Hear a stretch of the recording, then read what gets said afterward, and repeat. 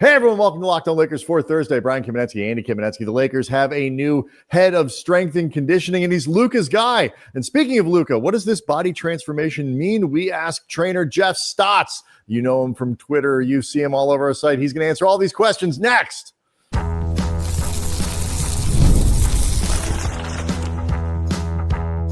You are Locked On Lakers, your daily Los Angeles Lakers podcast, part of the Locked On Podcast Network, your team every day. Thanks to everybody for making Locked On Lakers your first listen of every day, Monday through Friday, no matter how or where you get your podcasts. This one's always free. It is never behind a paywall. Locked On Lakers on YouTube, of course, is we're over 36,000 subscribers to the channel, and Andy are all trying to figure out what this new health and conditioning and fitness and strength architecture means for the Lakers. We talked about it on Wednesday's show. The Lakers have a new guy in town, Jeremy Holsopple, used to be with the Mavericks. He is Luca's guy. One of the reasons that we were encouraged, quite frankly, that the Lakers have done a good thing, other than it obviously makes Luca happy, is that the reception from smart people was that the Lakers did something wise, including the guy we're going to talk to today, Jeff Stotts. He's a certified athletic trainer, and you know him from InStreetClothes.com, a go-to around the NBA regarding health and injuries. So we'll get to that in just a second. I want to let people know that today's episode is brought to you by FanDuel. Football season is around the corner. Visit the FanDuel app today and start planning your futures bet now.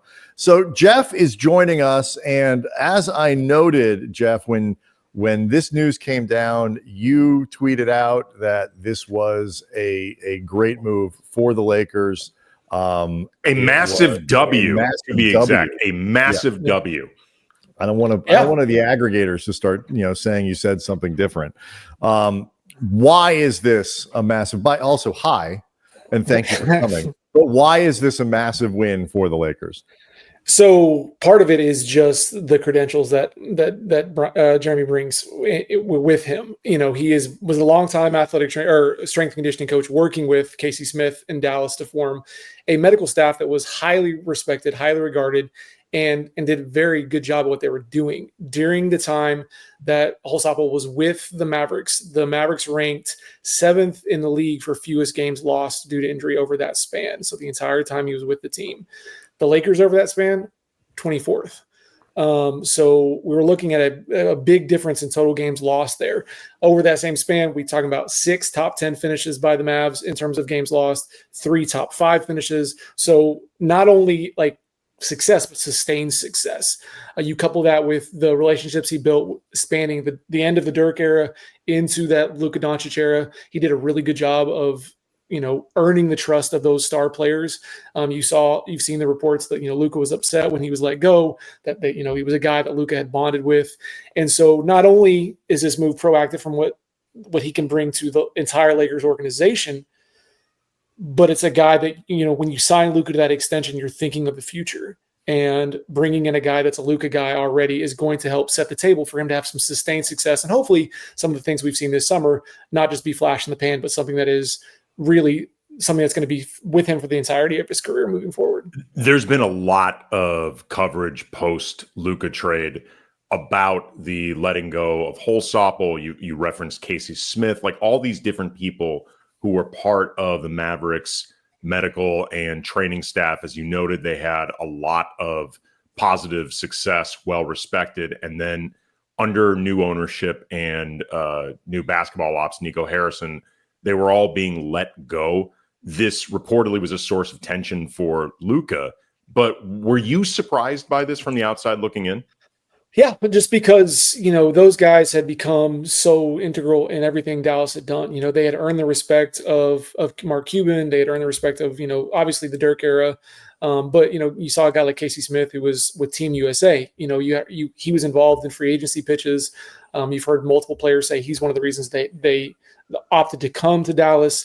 The Dallas training staff had a very well-respected regard amongst the players, and so we're seeing this more and more. It's not just Dallas. We're seeing this more and more in the NBA as a whole. When I was looking to get into the NBA and starting to do these things that I was doing, you had guys that have been there for decades. You look at a guy like Gary Vitti with the Lakers, 32 years.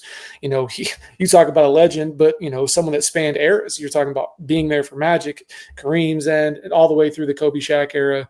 And I was told, hey, if you want to be an NBA athletic trainer, you got to get in and either hope someone dies or gets fired. And those things just didn't happen at that time. You had guys that were there for a long, long period of time. And I personally think some of that continuity leads to success. You look at some of the more successful staffs right now, it's guys that have been there for a long period of time. Will Svenning in San Antonio, Greg Farnham in Minnesota. Those staffs have been the Pacers, another group that's got a good group that's stuck together for a long period of time. That continuity is key. But over the last, I'd say, decade, we've seen a shorter leash on the medical staffs. And people are getting moved around more. They're losing their jobs very quicker. There's not a chance to always necessarily implement maybe their approach to things.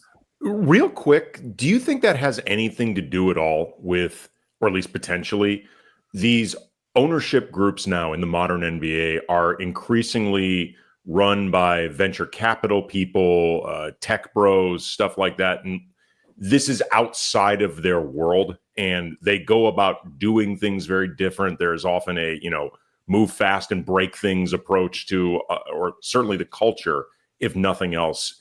Do you think there can be a correlation between sort of modern NBA ownership and a lack of patience or even trust with this stuff? Agreed, because I think we've seen a higher turnover in the front offices as well. Coaches and GMs and assistant GMs get turned over a lot quicker than I would say in previous years has passed. And so a lot of times you'll have someone in the front office coming in and looking for something to hang their hat on.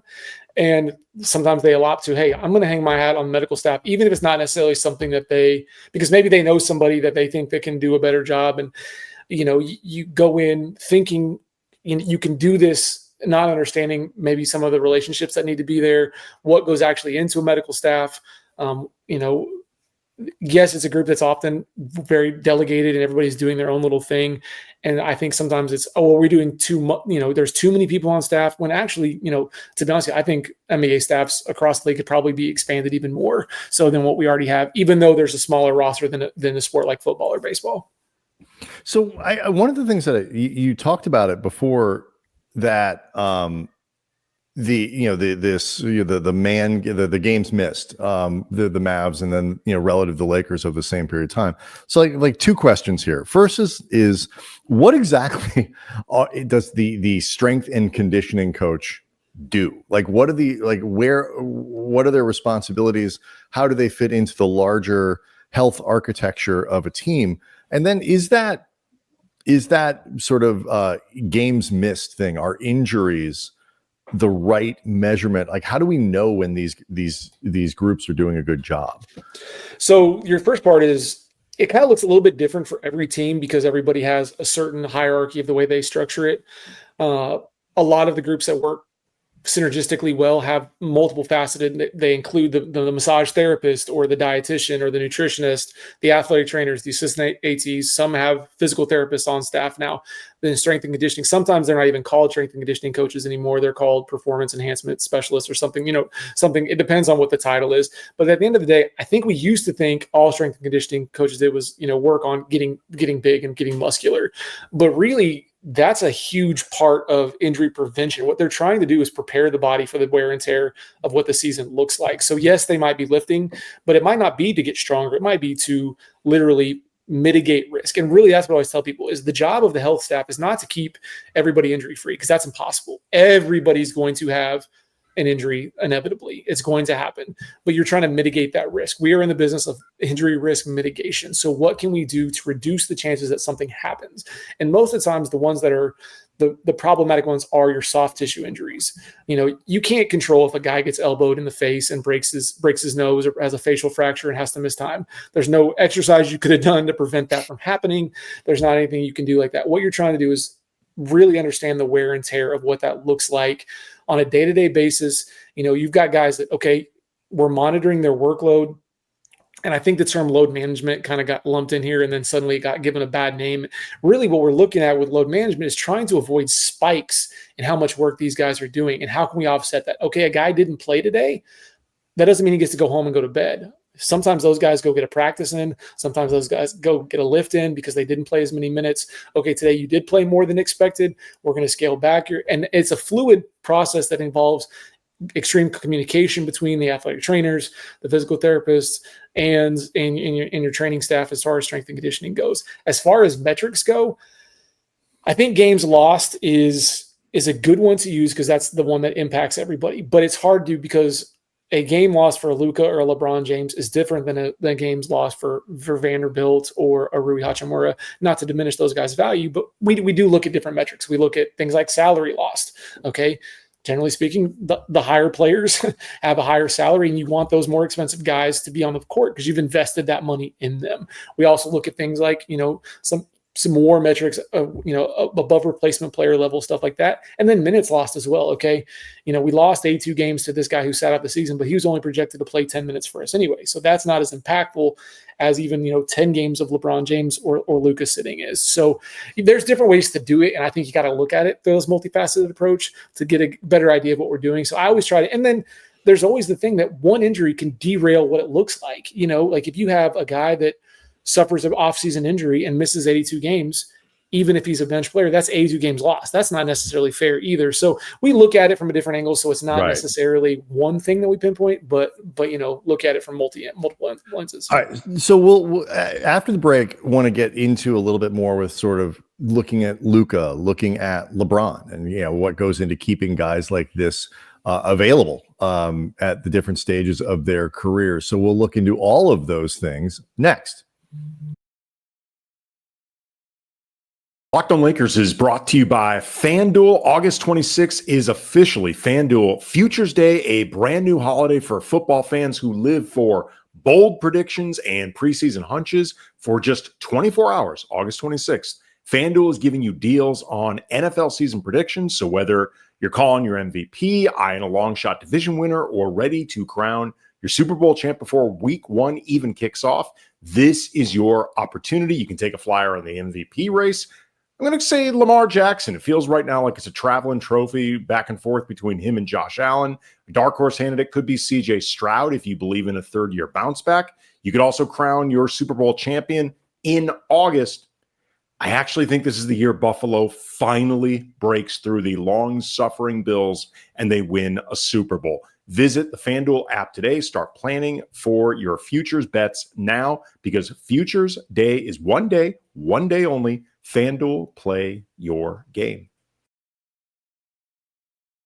All right. So one last thing on this before we get to Luca. When you think about like these questions of measurement, how do you factor in certain players with maybe longer injury histories? Like if a guy shows up into your program and he has had 3 or 4 or 5 seasons of, bad injury issues, how do the strength and conditioning coach, the rest of that team, how do they typically try to like work together or whatever it is to bring people back to health, or at the very least, so how do you kind of measure, like factor that sort of thing in when trying to decide if they're doing a good job? If they can boost their minutes by like 20%, is that considered a win? Like there are so many variables that go into roster health. That it's just, that's the part that I find fascinating, is understanding how they're doing a good job. The Lakers clearly don't think they've landed on a formula that works because they've had 11 billion people doing this since the beginning of the Rob Pelinka era, and they haven't found one that works. And so what are they looking for, and what's been missing? How do you would it help if the strength and conditioning coach read The Alchemist more, Jeff? Because that seems to be something Rob responds to. They can't seem to land on a formula that works. Well, and I think that's one reason why I was excited about this hire is I think it's the first sign of trying to build a sustained program there. I think it's the first kind of step in the right direction. I think hiring Dr. Vanessa Brooks last year was a step in the right direction as well. Someone with that knows that it has proven success working with a successful staff like Oklahoma City, and it does take time to implement some of these programs as well. So, I think the big thing that people tend to think of that are the bad rap is, okay, so you have an ankle sprain, so what do we do? Well, you can't take a cookbook approach with this stuff. Every player is different. So what I do is when we have a player coming in, we do a player evaluation. We look at that injury history. We take that into consideration. Okay, this is going to play a role. One of the best indicators for future risk of injury is previous injury. So we know that's a risk factor. So this guy's going to already be one we're going to pay particular attention with in the weight room, in minutes, in distribution of off season. Is there something we can do with his diet that can help offset some of those things? And then we start kind of doing other, in-house stuff directly with the player as far as like biomechanical measurements. Are we measuring things like his dorsiflexion in his ankle? Are we measuring what's it look like when he squats? What's it look like when he does a single leg squat? And are there any underlying factors that might have been attributed to those previous injuries that we can now correct and help reduce the chances of something else happening down the road? It's a pretty complex issue and it takes time, which is why I'm telling you, I think it would be better to expand staffs, because you can almost get a one-on-one with each guy and then you move on. And you see some of the guys that have had those longer sustained sticks have those athletic trainers that come with them that follow around and then know that individual player well. And yes, it sometimes can create conflict between training staffs, but at the same time, the good groups are going to work with those people and help do things that are appropriate and help. And you want to have communication. Communication is an underrated aspect of player health and making sure everybody's on the same page. You mentioned you kind of in that answer, the couple other hires the Lakers have made over the last year or so. They brought in a new trainer, Vanessa Brooks, I believe is her name, and a new a medical director, Dr. Sims, I think is the person that you had mentioned there. So you see this as sort of really actually part of building that, all of those people, as far as I know, haven't gone anywhere. They're continuing to add, in your mind, good people to this part of the basketball architecture. Correct. And that's we kind of do like a coaching tree, like we do in like football or other places where you follow that head coach and you start to realize that a lot of the successful teams are branching off of other organizations as well. They've spent time as the assistant here, and then they get a chance to run their own staff, things like that. And so for a long time it was Phoenix. Phoenix was the model of success in the NBA for medical staffs.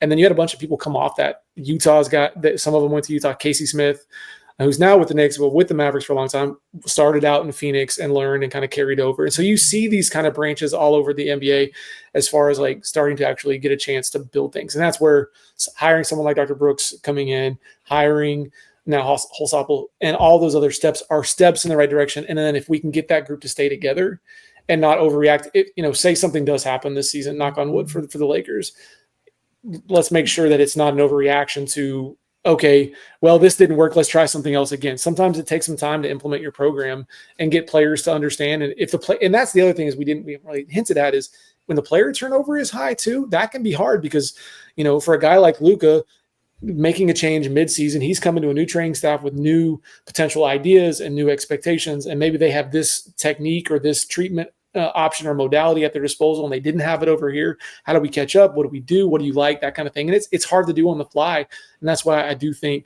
continuity is key here. I've already seen a lot of Laker fans respond to this news with, great. So the Lakers hired the guy that let Luca get fat. Awesome move. Your response, Jeff Stotts, to this reaction? So, I think it's really hard. You're talking to a guy that was born and raised in Dallas. I had to console my teenage daughter as she cried when Luca got traded. You know what I mean? I've watched Luca's entire career up close, and I think for a guy like Luca, who's extremely talented at a young age, it's just about building habits. He's young, and people forget that, and they don't give him some leeway. And so it takes some time to kind of get some stuff through. And I don't think this was you heard Luke already say he likes Holsopple. You know what I mean? That was his guy. And so no, I don't think. Well, they would say that he likes Holsopple because he's the one who enabled him to get fat. His workout or is to be fair to Luca, to not be as disciplined about this stuff as he should be, which could help with injury prevention, which we want to get into after this. But just the idea that this was one of Luca's enablers as opposed to somebody that was really helping Luca. I would say look at more of Holsopple's work with Dirk and toward the tail end of his career to get a better idea of, sometimes it takes a player buying in as well. And you can, you've got to get them to buy what you're selling. And I think there are a lot of things that he did that were, I do think the Luca weight thing was a bit of an over exaggeration, because up until last year, he hadn't had really many big injuries. That calf strain on Christmas Day was the first, I think, significant setback. He's had a bunch of little things, don't get me wrong, but I think that style of play, I think you have to consider that Luke kind of being a little bit bigger isn't a bad thing either. With the way he bowling balls into the lane and is able to bounce off and absorb contact. Like, sometimes you want a little bit of bulk on your players, is what makes Luca so dangerous. So I think Holsopple and this new motivation from Luca is hopefully going to find a happy medium so that everybody can put him in the best position to be successful. And sometimes, we saw that in Dallas previously with Steve Nash. When he left, that was a motivator for him.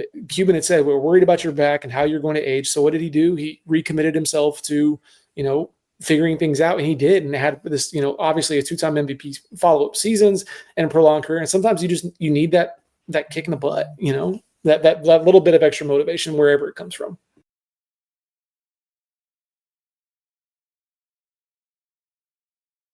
We've obviously been reveling a lot in skinny Luca over in these parts, reveling in it, taunting other fan bases, etc. How much do you think, though, that this version of Luca, physically, theoretically, mentally as well, can help him just in avoiding injuries? Well, I think one of the things coming out of the draft that everyone marveled with Luca was not only his ability to go at a high tempo, and you heard people say he's deceptively fast, deceptively strong kind of thing. It's his deceleration, that ability to stop on a dime, really contort himself around the basket to get those finishes. You still want that Luca. You want that guy. It's finding that happy medium, because that start and stop can really take a toll on your lower extremities, on those hamstrings, the calf, which is what we see with Luca. And if he was carrying too much weight and still trying to do the same thing, that can be more stress and strain on those muscle groups. So maybe balancing back a little bit, losing some of that weight is going to be better to make him do those things that make him so successful. You watch the tape, look at the tape from rookie year Luca to where he was last couple seasons. We've got to find that balance. And I think Luke is still, as a young man, still trying to find that balance himself. Like, what do I need to do? And I think that, again, they're putting him in the best position to be successful, surrounding him with people that are going to help guide him along the way. Some of it takes some internal motivation and going things like that and getting the player to do those things. But, the big thing for me is we've seen a skinnier tan Luca before. It's, what does he look like coming out of Eurobasket? That's my big question. Is this going to be sustained success? Because he plays for his national team. That can be a lot of wear and tear. And then what does he look like in that time off? How is he going to adequately recover? And I think that's some of the time where you've seen maybe his weight go up a little bit, is in that, like, okay, I know the NBA season is coming around. I just played. I've got to take a break. And maybe he vacations and relaxes a little too much, and just so finding that happy medium, because look, I am stoked to see what he does. I want, as much as and painful as it is for me to say, I want to see Luka Doncic be painful or successful outside the Dallas Mavericks. You know what I mean? I want to see. Luka is so much fun to watch. Like, he is just one of those players. He's a generational talent, and you hope that he's able to reach whatever his peak may be, because we've seen it. We've seen he can have success, but I still think there's a crazy another level that he can get to, and that's insane to think about. You talked a little bit about the sort of the short-term value for Luca this year in terms of injury prevention and things like that. What are the long-term prospects, do you think, for Luca and the Lakers, if this transition that he's made in terms of genuine interest in his health, genuine attention to these sorts of things, if this sustains itself, what does it mean for his career over the long term? It just means he's able to do more for longer. That's the big thing, is, he's a guy that has the ball in his hands a ton. So his single season usage is going to be higher than a normal player, someone that doesn't have their ball, the ball in their hands as much. So if they're able to reduce some of the wear and tear on it, it's going to prolong things for his career, but also single season, right? Like, I think the seasons you've seen him be in the Mavericks most successful were that late Western Conference run, and in the finals run against Boston, you saw him look fatigued in those final couple rounds. He looked tired, like he had been carrying the load. And if you can really mitigate the load loss, the load early on throughout the regular season, he's hopefully potentially going to be fresher for the postseason and a long sustained playoff run. That's the thing that I think gets overlooked a lot, is the grind that is the season. That's one of the things that makes LeBron so impressive. It's not just the regular seasons that he's played. He's played probably, I don't even know how many seasons worth of playoff games.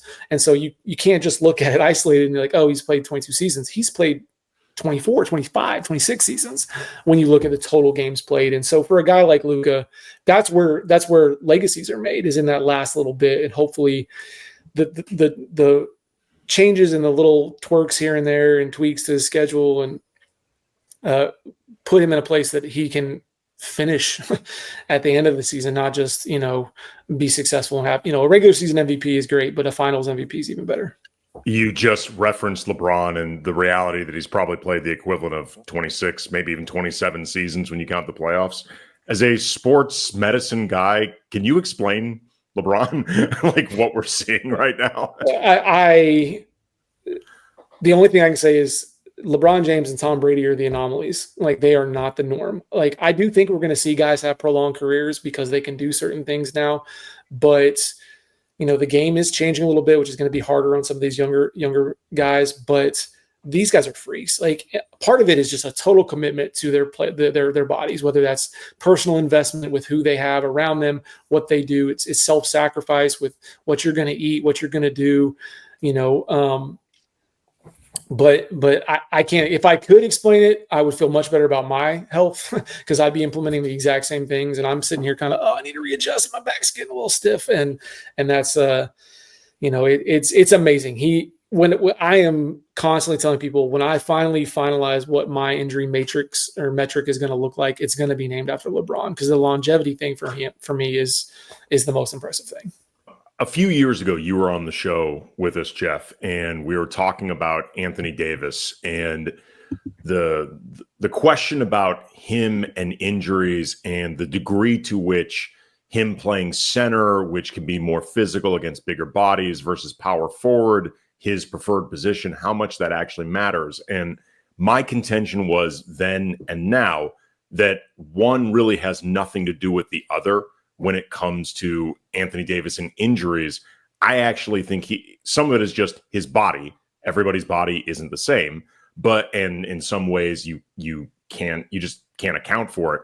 But also, I think in the modern NBA, you are asking, in Anthony Davis's case, a big man, but everybody, to cover so much ground at such a high speed, you become susceptible to soft tissue injuries, which has been a thing for Anthony Davis. And you agreed with that thought process then. Since, I've started noticing this becoming more of a prevalent talking point. Is there anything the NBA can actually do about this? So I think the injury rates, they continue to climb. We obviously saw a massive spike in Achilles tendon tears last year, the prevalent ones in the postseason with Tatum and Lillard and Tyrese Halliburton going down. Those injuries are going to impact this season. They're going to have those guys might not play at all this year. We might have 3 all-star caliber players, miss 82 games. And I think a big portion of the increase in injuries is due to the increase in evolution of the game. I think that's a big factor. It's one factor. I don't think it's the factor. I think it is a major contributing factor. And I think you're right. I think at the end of the day, we're asking the players to do more. The game has evolved faster than the players' bodies. And even though we've improved our medical knowledge and approach and technique, we haven't evolved as fast as the game has, because it was like that. We went from, Shaq and Kobe to Steph and Clay very, very quickly. And could you imagine asking Shaq to go guard the 3-point line, what that would have done to him in terms of his body? Like, that I can imagine asking. Fair enough. And that's really we're asking players, from your point guard all the way to your center, to cover more. We want them to be able to shoot from the outside, but that also means they have to defend. So it's a lot more start-stop. You're having to extend your defense, to get a hand up, moving laterally, moving quickly. And those kinds of things put a lot of strain on the body. And so as we picked up, the body just hasn't adapted to that yet. Plus you factor in things like early specialization for a lot of these guys coming in now where they've started playing AAU at, 5th grade, 6th grade, and they stopped being multi-sport athletes at that age. They're specializing in basketball. They're not playing soccer and football and baseball and things like that, where they're essentially rotating the tires on their body. They've been loading their body in one pattern while they developed and grew musculoskeletally, but then also from teenage to adulthood and things like that. And it's a lot, it's just too much wear and tear on the body. So, I think the question is always going to be, can the NBA look at potentially reducing the schedule? I think that would be one way to do it, but I don't think that's going to be one that's going to be well received by a lot of people that like those gate checks and things like that. But are there things that we can do at a grassroots level to help? Can we start educating AAU teams? Can we provide more, insight or facilities and things like that to understand what's going on? And how do we equip these guys coming in with food habits and start and again, that sometimes it comes down to the team level. Sometimes what can we do league wide? So I still think there's a lot we can do, and we're still trying to figure out exactly how to do it. And I think it's going to take, again, a multifaceted approach at different levels to really feel that impact. And let's not forget, guys, we're coming off of a pandemic, which changed everybody's schedule. And I know it's, we're 5 years away, but, the ripple effects of that, shortened season, then the bubble, then the follow-up season, which was rushed, we're still feeling some of that as far as, the way that impacted the players' bodies. It's actually a good transition to I think our last question here. Before we go, is Luca is part of what got Luca in trouble last year. Was run to the finals where he played more minutes than anybody in the NBA, and very short recovery time to go play for Slovenia.